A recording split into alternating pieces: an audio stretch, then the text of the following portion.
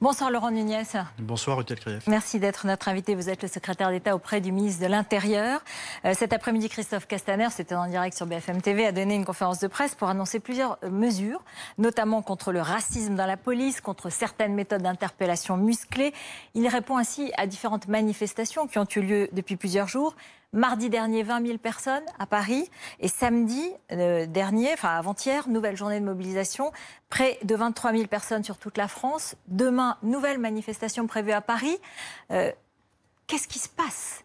Il y a un vent de fronde, de rébellion. Il y a un malaise, un malentendu extrêmement fort.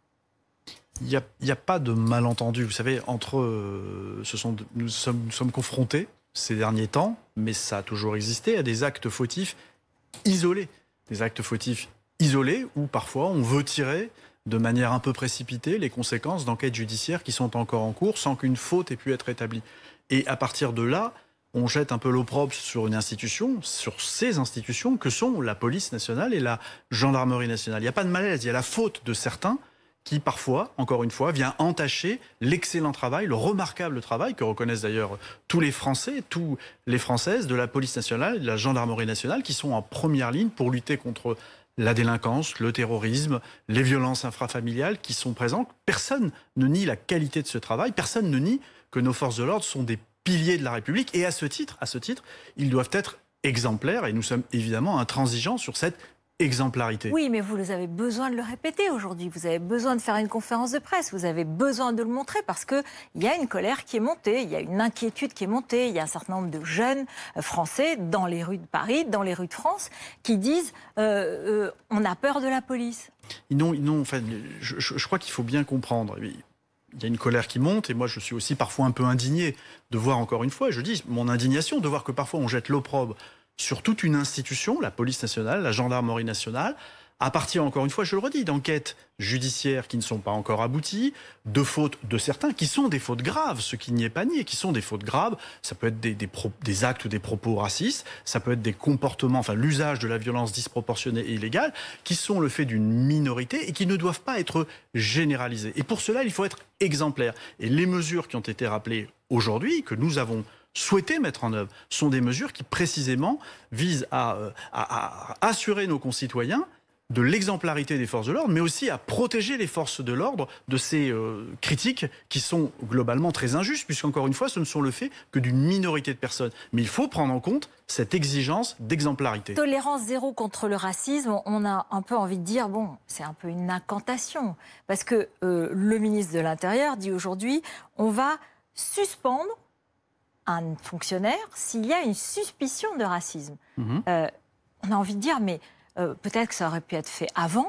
Et est-ce que ça a déjà été fait avant ? Parce que là, il dit, il y aura à la fois une procédure pénale, mais il y aura aussi une procédure administrative. On va le suspendre. Oui. Ça va être la première fois ou pourquoi ça n'est pas arrivé avant ? Non. Parce que c'est quand même quelque chose de très grave. Non, alors, soyons précis. Ce qu'a dit le ministre, et d'ailleurs, c'est un telex qui est adressé aux deux directeurs généraux de la police nationale et de la gendarmerie nationale, c'est que chaque fois qu'il y a des actes ou des propos racistes, indépendamment des enquêtes disciplinaires qui sont lancées, et ces enquêtes disciplinaires sont lancées, le problème du racisme est pris en compte dans la police, dans la gendarmerie nationale. Combien d'enquêtes, combien de résultats, combien de suspensions, combien... Vous savez, les enquêtes judiciaires, l'IGPN a rendu son rapport ces jours derniers, donc nous avons 30 enquêtes judiciaires en 2019 pour des faits de racisme. C'était un peu plus en 2018, un peu moins de 50. Mais ce qui est important, je termine si vous le voulez bien, c'est que des enquêtes disciplinaires évidemment sont lancées. Parfois des enquêtes judiciaires sont lancées quand il y a des actes ou des propos racistes. Mais là, ce que dit l'instruction qui a été envoyée aux deux directeurs généraux, et c'est important pour marquer un signe fort, c'est qu'en outre, nous demandons qu'il y ait des suspensions immédiate, non pas dès lors que, bien évidemment, les actes ou les propos racistes sont avérés. Et donc la suspension sera immédiate. On n'est pas sur une suspicion. On a un acte, un propos raciste, des enquêtes qui sont lancées, on demandera systématiquement la suspension. On n'est pas sur une suspicion, on est sur un acte avéré de racisme, c'est là qu'il y aura une suspension. Oui, on a des investigations. Vous savez, je veux prendre un exemple. À l'île Saint-Denis, vous avez un fonctionnaire de police qui a tenu un propos raciste, injurieux. Le propos n'est pas contestable, il n'est pas contesté. Il a été reconnu par le fonctionnaire en question. On ne parle pas de suspicion, il y a reconnaissance d'une faute. Une procédure disciplinaire est lancée. Sans attendre, il a été suspendu. Et cette procédure, elle sera maintenant systématisée à l'ensemble de la police nationale et de la gendarmerie gendarmerie nationale. On va écouter le témoignage d'un jeune homme qui est conseiller municipal, qui a 28 ans, qui est entrepreneur, qui s'appelle Aubin David et qui vit à Moissy-Cramayel, dans le 77, dans la région parisienne. Premièrement, il y a la violence morale. Ça veut dire que quand un policier vous contrôle, vous demande de sortir de votre véhicule, de présenter vos papiers et que vous le faites, et quand vous lui demandez pourquoi il le fait, il ne vous donne aucune justification, vous vous faites palper. Souvent, même dans le dialogue, dans les rapports, c'est très agressif, très violent. Les violences physiques, comme je vous l'ai dit, c'est un contrôle abusif. On se fait plaquer violemment. C'est un policier qui, en vous parlant, vous pousse, par exemple. Parfois, il y en a qui se font gifler pour rien. On vous coince dans un coin et puis on vous rue de coups. C'est une humiliation, mais je considère même que c'est un danger pour notre République, pour notre démocratie. On doit pouvoir ici pouvoir vivre en paix, ne pas avoir à se soucier de savoir si on va se faire contrôler par un policier ou qu'on ne va pas rentrer chez nous. Vous savez, parfois vous arrivez dans le commissariat, vous voulez déposer plainte, on refuse de vous prendre votre plainte. C'est un entrepreneur, il est conseiller municipal et il vit le racisme, il vit cette méthode et ce contrôle au faciès. Alors, il dit trois choses dans son intervention. La première, il parle de contrôle qu'il qualifie de contrôle au faciès. Les contrôles d'identité dans notre pays, ils sont effectués dans un cadre légal. On ne peut faire un contrôle que dans des circonstances bien précises, quand on veut prévenir un trouble à l'ordre public ou quand il y a une suspicion d'infraction. Ces règles-là, nous les rappelons régulièrement aux policiers. Et Christophe Castaner l'a redit cet après-midi. Elles vont être rappelées aux policiers et aux gendarmes. On ne fait pas évidemment de contrôle au faciès, mais vous savez, les forces de l'ordre connaissent parfaitement cette règle et on l'applique dans deux cas bien précis. Le contrôle, il n'y a lieu que dans ces cas-là. Vouloir prévenir un trouble à l'ordre public, ou quand on a une suspicion d'infraction.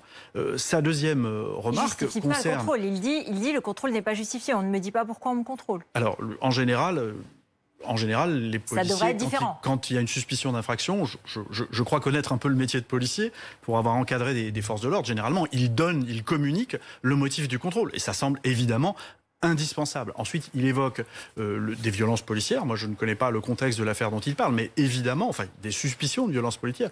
Évidemment, quand les forces de l'ordre ont recours à la force, et le recours à la force des forces de l'ordre, il est légitime quand il s'agit de mettre fin à des dégradations, à des violences, à des infractions violentes. Il est légitime. Moi, je ne connais pas cette affaire, mais je sais que les policiers, dans l'exercice au quotidien de leur mission, sont évidemment énormément contrôlés. Je veux rappeler quand même que les fonctionnaires de police sont parmi les catégories de fonctionnaires d'État qui sont les plus sanctionnés, puisque 55% des sanctions qui concernent la fonction publique d'État concernent les fonctionnaires de police. Mais évidemment, quand il y a un abus, il y a une suspicion, et quand il y a saisine, quand il y a dépôt de plainte, il y a évidemment une enquête judiciaire qui est menée, qui va vérifier la proportionnalité de l'action de la police. On va écouter Jacques Toubon, qui est le défenseur des droits, et qui dit aujourd'hui, il n'y a pas de réponse parfois, lui-même.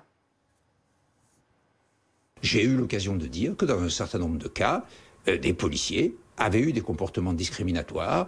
J'ai demandé des sanctions. Souvent, ces sanctions ne viennent pas. Et je pense que c'est un des problèmes qui est posé aujourd'hui dans les relations de confiance entre police et population. Il faut retrouver ces relations. Et il faut pour ça, comme je l'ai dit par exemple, que les contrôles d'identité soient connus, c'est-à-dire qu'ils soient traçables, que ces contrôles puissent faire l'objet de recours. Et à partir de là, vous verrez, nous aurons non seulement, bien entendu, plus d'assurance, plus de confiance dans la population, mais nous aurons aussi des policiers ou des gendarmes qui auront plus de sécurité dans leur travail. La traçabilité des contrôles, c'est une vieille histoire. Il y a eu des tentatives sous le quinquennat de François Hollande, ça ne s'est pas fait. Aujourd'hui, c'est la demande. Alors, sous le quinquennat précédent, ce qui avait été en jeu, c'est les récépissés, dont il avait été convenu qu'ils n'étaient pas spécialement opérationnels et on avait préféré équiper les effectifs de caméras piétons, ce qui, lors des contrôles, les effectifs ont des caméras piétons, fait généralement baisser la tension. Il n'y a jamais d'incident quand les fonctionnaires portent des caméras piétons. Mais il y en a pas assez et ils ne sont pas tous équipés. La traçabilité que demande M. Toubon, c'est autre chose. Et ça supposerait d'établir un fichier, de conserver un certain nombre de données personnelles. On a un doute juridiquement sur la pertinence de cette mesure. La caméra piéton nous semble être l'outil le plus adapté à ce type de situation et nous souhaitons très largement d'ailleurs en généraliser l'usage. Vous savez, on a plus de 10 000 caméras de piétons dans la police nationale et nous souhaitons en généraliser l'usage car indiscutablement l'usage des caméras piétons lors de contrôles d'identité, mais aussi lors de séquences d'interpellation ou lors de manifestations de troubles à l'ordre public graves. C'est vraiment quelque chose qui fait baisser la tension et on souhaite vraiment généraliser l'usage des caméras piétons. Il faut qu'on élargisse cette utilisation des caméras piétons. Ça sera une forme de sécurité et de traçabilité pour répondre à Jacques Toubon, en fait, en l'occurrence. À la fois pour nos effectifs et à la fois pour les personnes qui sont contrôlées. Mais la traçabilité qu'appelle de ses voeux Jacques Toubon, évidemment, quand nous aurons reçu le rapport du défenseur des droits dont nous avons eu connaissance pour l'instant par la presse, il évoque cette question, nous l'expertiserons, mais je vous apporte déjà une réponse qui est de dire que techniquement, juridiquement, c'est un peu compliqué à mettre en œuvre. Et encore une fois, nous avons rappelé les conditions dans lesquelles s'exercent les contrôles d'identité à l'ensemble des forces de l'ordre. 36 dossiers ont fait l'objet de demandes de poursuite disciplinaires, dit Jacques Toubon dans son rapport aujourd'hui. Aucune de ces demandes n'a été suivie des faits. Il y a des choses qui restent. C'est peut-être cela aussi le sentiment de la frustration de tous ceux qui ont affaire à la police dans des situations délicates, dans lesquelles ils se sentent victimes de la police. C'est qu'ils partent, ils ne sont pas à égalité. Ils n'ont pas le sentiment que la justice, que les services de l'État les traitent comme des citoyens à égalité avec la police, qu'il y a une forme d'impunité, qu'il n'y a pas de suite, que le temps passe, qu'ils n'ont pas de réponse et qu'ils se sentent méprisés. Alors d'abord, j'ai beaucoup de respect pour le défenseur des droits, mais je vais me livrer à une petite clarification technique, si vous le permettez. D'abord, dire qu'il y a 36 dossiers qui sont restés sans réponse sont des dossiers dont lui a été saisi. Les enquêtes judiciaires concernant des policiers ont augmenté en 2019 par rapport à 2018 d'un peu plus de 20%. Il y a eu un peu moins de 1700 fonctionnaires qui ont été sanctionnés, fonctionnaires de police sanctionnés, et près de 2000 militaires de la gendarmerie qui ont fait l'objet de sanctions disciplinaires. Donc, rapporté aux 36 dont parle le défenseur des droits, vous admettrez que c'est assez peu. Encore, je vous redis que les fonctionnaires de police et de gendarmerie sont parmi les corps qui sont les plus sanctionnés. C'est pas une question de quantité. Quand je vous parle de cette frustration, c'est ce sentiment que si vous vous retrouvez face à un policier et que vous avez un problème, ça peut aussi très bien se passer, mais quand ça se passe mal et qu'il y a un problème, et parfois qui peut être très grave, puisqu'il y a des morts, il y a des situations, on va venir sur les violences policières, on peut aller se défendre avec un avocat, mais la justice est trop lente. L'inspection générale de la police nationale met un temps fou à instruire et donc à rendre sa réponse. Et dans le fond, on se sent pas à égalité. Mais dans ces affaires, Hôtel Krief, vous avez parlé de violences graves, de morts, mais dans ces affaires, que les choses soient claires, il faut que vos téléspectateurs comprennent bien qu'il y a systématiquement des enquêtes judiciaires. La justice est saisie de chacun de ces dossiers. On ne parle pas de déni de justice. La justice est saisie. Bien sûr, il y a le temps des investigations. Le temps des investigations peut paraître long. Est-ce que vous ne pouvez pas dire, mais il faut que ça aille vite parce que c'est l'exemplarité qui est en jeu. Vous savez, la justice... Si je prends comme référence certaines affaires, la justice, elle n'est pas là pour infirmer ou confirmer une opinion sur ce que serait ou pas un système policier de violence policière, etc. La justice, elle est là pour passer, pour rendre la justice. Et il faut éviter ce genre de confusion, d'amalgame. La justice, il y a le temps de la justice, le temps des investigations. Oui, le temps est long, mais il est long. C'est le temps nécessaire aux investigations, à l'exercice des droits de la défense, et c'est normal, nous sommes dans un état de droit. Mais il ne faut pas en tirer des conclusions hâtives. L'ensemble des dossiers où il y a eu des violences graves, et y compris évidemment lorsqu'à l'occasion de l'interpellation, on doit déplorer, et je dis bien déplorer le décès d'une personne, évidemment que la justice est saisie. Enfin, j'espère que tout le monde en est conscient. On n'est pas dans le déni de justice. Oui, mais bon, on entend des familles qui attendent. Écoutez, c'est l'affaire du petit Gabriel. Le ministre a dit que cela l'avait troublé. Et que maintenant c'était dans les mains de la justice. Est-ce que on va écouter le petit Gabriel et son avocat. On a l'impression que c'est une forme d'appel aussi à la justice pour dire, y compris du ministère de l'Intérieur, bon, avancez. Je suis allée avec mon ami et on a voulu voler un scooter. Juste avant la ruelle qui s'est passée, j'avais vu des policiers. Et quand je les ai vus, j'ai commencé à courir. Après, quand ils m'ont attrapée, je leur ai dit, s'il vous plaît, je me rends. Et c'est là où ils m'ont tapé. C'est là où ils m'ont mis à terre, ils m'ont mis les menottes. Il y en a un, il a mis ses pieds, il m'a mis les menottes. Et, il a mis les genoux sur mon dos. Il y a une femme, elle m'a tenu les pieds. Et pendant qu'un barbu policier me tapait avec la pointe de ses pieds dans mon visage. La procédure judiciaire, c'est très bien, ça va prendre 3-4 mois avant d'avoir une décision du procureur de la République sur un éventuel renvoi devant le tribunal ou une ouverture d'information judiciaire ou autre.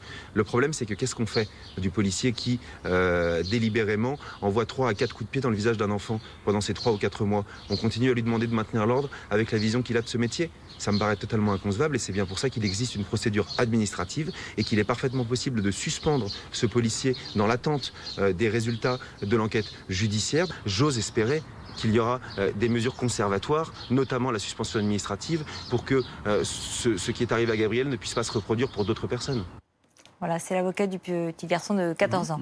Non, mais je suis évidemment, moi aussi, troublé par cette affaire pour laquelle l'IGPN est saisie en judiciaire. Ce que dit son avocat, c'est que dès qu'on a des éléments en général d'un comportement fautif, on peut suspendre administrativement la personne à titre conservatoire.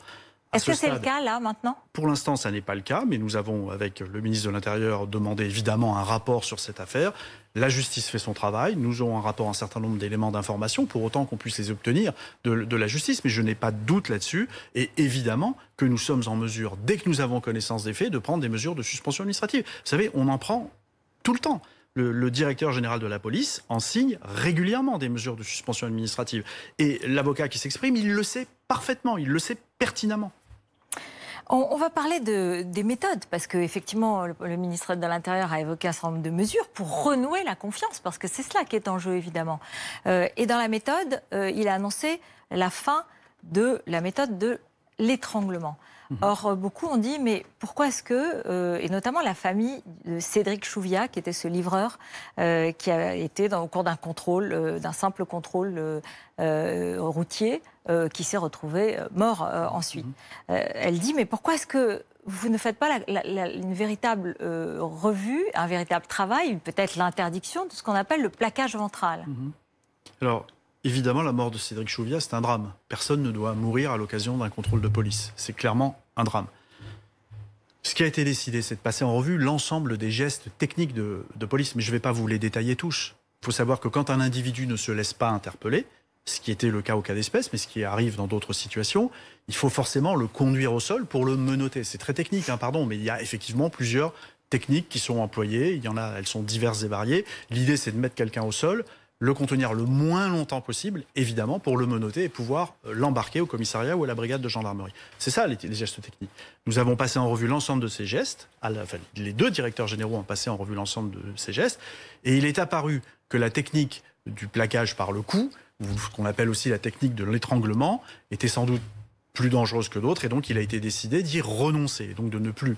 1, l'enseigner dans les écoles de police et de gendarmerie, et 2, ne plus la mettre en œuvre. Mais d'une manière générale, pour l'ensemble des techniques qui sont appliquées, donc celle-ci, l'étranglement par le cou, est une technique dangereuse, elle est retirée, mais pour l'ensemble des autres techniques, ce qui est le plus important dans ces affaires, et malheureusement ce qui s'est passé aux États-Unis vient de nous le rappeler, le plus important, c'est de maintenir les gens au sol le moins longtemps possible. C'est ce qui figure dans toutes les instructions de la gendarmerie nationale, de la police nationale, pour pouvoir le menotter en toute sécurité. Et d'ailleurs, le faire examiner par un médecin, quand l'interpellation a entraîné une mise au sol, généralement, la personne est vue ensuite par un médecin. Donc voilà, donc les techniques ont été passées en revue par les deux directeurs généraux, et nous avons pris une décision avec le ministre de l'Intérieur, qui était donc de supprimer l'une de ces techniques. Mais pas le plaquage ventral. Le plaquage ventral en soi n'existe pas. C'est quelqu'un qui va être qui va avoir le corps conduit au sol en plaquage ventral. Des policiers sur lui.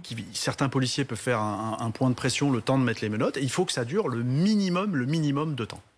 L'autre question, c'est le contrôle. L'inspection générale de la police nationale, la fameuse IGPN, certains les appellent encore les bœufs carottes, d'autres, etc. Beaucoup de questions parce qu'on a l'impression que les enquêtes sont ouvertes, qu'elles n'aboutissent pas assez vite. Là, on parle d'enquête administrative. Ou d'enquête judiciaire, pourquoi est-ce qu'il n'y a pas une commission indépendante? Pourquoi est-ce que, comme d'autres pays, on ne fait pas une commission qui travaille sur la police de façon extérieure, complètement extérieure? Alors d'abord, l'inspection générale de la police nationale ouvre chaque année un certain nombre d'enquêtes.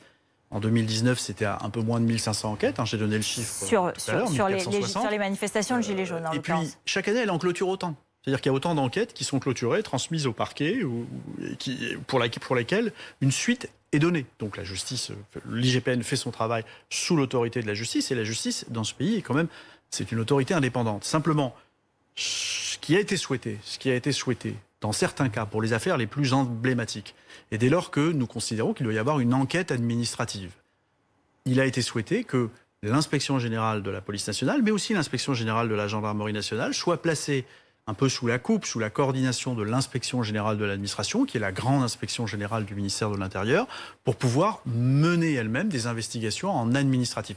C'est très important ce qui est proposé ici, parce que ça veut dire que pour les affaires les plus sensibles, on va saisir une inspection, qui est l'inspection générale de l'administration, qui est composée de hauts fonctionnaires du ministère de l'Intérieur, de policiers. Qui n'est pas composé évidemment que de policiers, mais il y a des policiers, mais aussi donc de hauts fonctionnaires. Et je veux juste vous donner un exemple, donc, évidemment dans le but d'avoir plus de collégialité, une harmonisation des pratiques entre les inspections générales et une plus grande indépendance aussi, c'est évidemment ce qu'on recherche. Je vais vous donner un exemple. Dans l'affaire Steve à Nantes, l'inspection générale de l'administration a été saisie d'une enquête de cette affaire.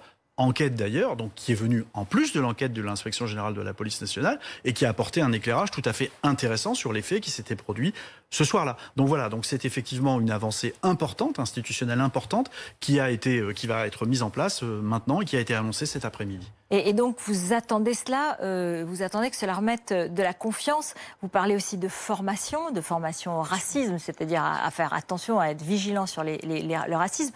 On a vu, il y a des groupes Facebook, il y a des groupes WhatsApp où il y a des échanges de monstruosité entre certains policiers.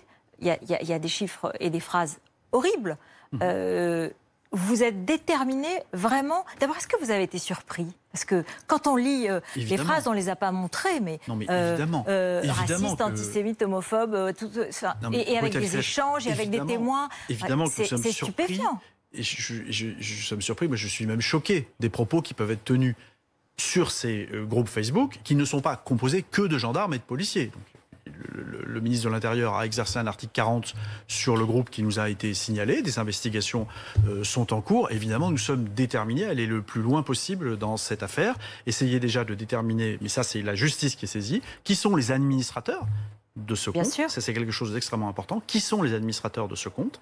Y a-t-il des policiers? N'y en a-t-il pas? La justice nous le dira. Et est-ce qu'il y a un grand nombre de policiers ou pas? Puis surtout essayer de déterminer les auteurs des propos, puisque sur les comptes Facebook, heureusement, il n'y a pas que des propos racistes, mais il y en a qui sont insupportables, qui sont évidemment extrêmement choquants. Ils n'ont pas été signalés par les autres. Ils n'ont pas été signalés par les autres. Ils les ont lus, ils les ont vus, ils ne les ont pas signalés. C'est quand même troublant, c'est quand même... Mais laissons la justice faire son travail, nous déterminerons le nombre de policiers qu'il y a. Alors ce soir, vous avez annoncé toutes ces mesures. Il y a des réactions, bien sûr. Je vais vous citer celle de Marine Le Pen à l'instant. Policiers et gendarmes pourront donc être suspendus sur la base du soupçon de racisme. Christophe Castaner les met à la merci des pires diffamations. C'est l'ère du soupçon et la présomption de culpabilité pour nos forces de l'ordre. Cela n'a rien à voir avec la loi. Non mais Marine Le Pen raconte comme d'habitude n'importe quoi. Quand on décide d'appliquer une suspension administrative, il faut que des faits soient établis. Vous savez, il y a une procédure. Il y a une procédure, généralement. Le fonctionnaire, d'ailleurs, quelle que soit la catégorie de fonctionnaire, le ministère auquel il appartient.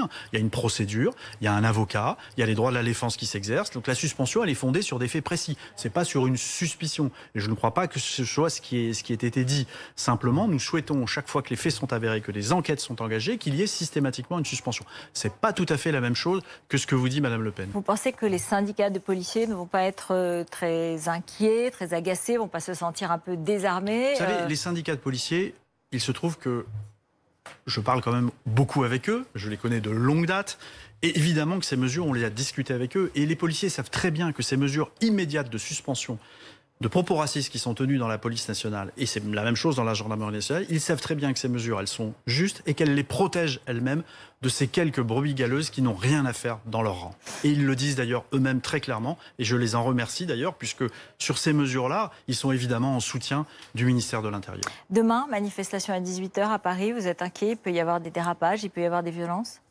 Vous savez, ça fait aussi partie du rôle des forces de sécurité intérieure, d'encadrer les manifestations et de faire en sorte qu'il n'y ait pas de débordement et de permettre à tous de s'exprimer librement. Et c'est en cela que ces forces de sécurité intérieure, je le disais en début de mon propos, ce sont des piliers de la République. Il ne faut pas l'oublier, ce sont eux qui luttent contre la délinquance, mais qui garantissent aussi les droits et libertés de nos concitoyens, dont le droit fondamental de manifester. Et c'est pour ça que je suis parfois un peu indigné, voire même en colère, quand j'entends dire que la police est raciste. Moi, je ne laisserai jamais dire que la police est raciste. Ça n'est pas possible, surtout quand c'est dit parfois avec une forme d'instrumentalisation politique par certaines personnes dont on sait en fait qu'ils contestent l'ordre républicain.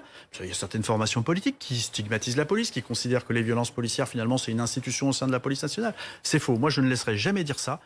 Les violences policières, il y a des violences de policiers qui sont très minoritaires, qui sont sanctionnées, et la police n'est pas raciste. Et quand il y a des individus qui sont racistes, ils sont sanctionnés. Et les mesures que nous avons prises et qui ont été annoncées aujourd'hui vont permettre de renforcer cette action. Mais je ne laisserai jamais dire que la police est raciste. Dernière question, est-ce qu'Emmanuel Macron doit s'exprimer sur cette question ? Écoutez, Emmanuel Macron, vous imaginez bien, Ruth Elkrieff, que l'action que nous menons, que je mène aux côtés de Christophe Castaner, vous imaginez bien que nous échangeons en permanence avec le président de la République sur ces sujets. Évidemment. Et je vous rappelle d'ailleurs que c'est le président de la République qui, en janvier, demande à son ministre, à son secrétaire d'État, de réfléchir à la déontologie des policiers. Ce à quoi, évidemment, nous nous sommes employés immédiatement avec le ministre de l'Intérieur. Et nous avions même commencé un petit peu avant, avec le schéma national d'ordre public, quand il y a eu les contestations sur le mouvement des Gilets jaunes. Si ces manifestations se multiplient, s'il y a ce sentiment, est-ce qu'il ne faudra pas une parole présidentielle ? Écoutez, les mesures que nous annonçons aujourd'hui sont le fruit d'une réflexion poussée au sein du ministère de l'Intérieur. Le président de la République est parfaitement au courant, évidemment, des démarches que nous engageons. Nous sommes en contact avec lui et je crois que ces mesures, elles répondent à notre objectif, qui est de réaffirmer que notre police, elle est républicaine, elle n'est pas raciste. C'est même, et je redis le mot, la police et la gendarmerie sont les piliers de la République et il faut simplement être encore beaucoup plus ferme avec ceux qui nuisent à son image. Mais attention à ceux qui utilisent le comportement fautif de certains policiers, de certains gendarmes pour salir des institutions qui permettent à ce pays et à nos institutions républicaines de fonctionner correctement. Merci beaucoup, merci Laurent Nunez d'être venu sur notre plateau pour nous expliciter ces mesures.